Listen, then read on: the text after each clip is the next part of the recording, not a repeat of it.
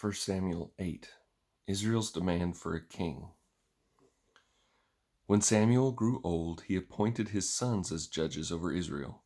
His firstborn son name was Joel, and his second was Abijah. They were judges in Beersheba. However, his sons did not walk in his ways.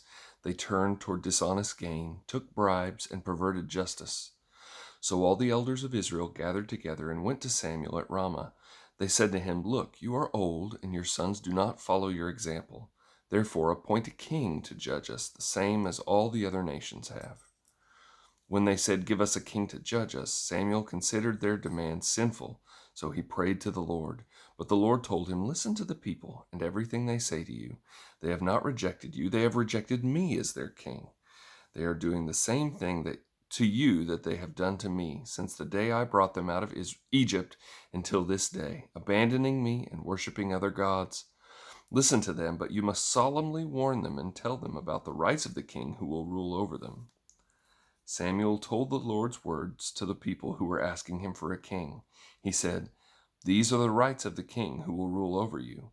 He will take your sons and put them to his use in his chariots, on his horses, or running in front of his chariots.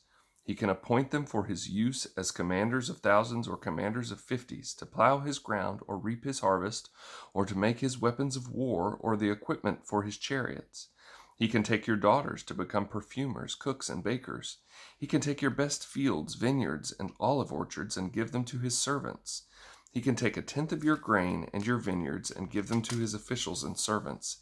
He can take your male servants, your female servants, your best young men, and your donkeys to use them for his work.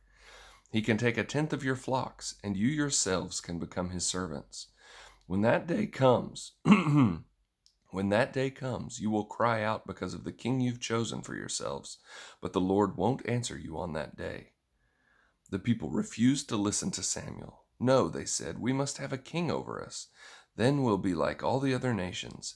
Our king will judge us, go out before us, and fight our battles." Samuel listened to all the people's words and then repeated them to the Lord. "Listen to them," the Lord told Samuel. "Appoint a king for them."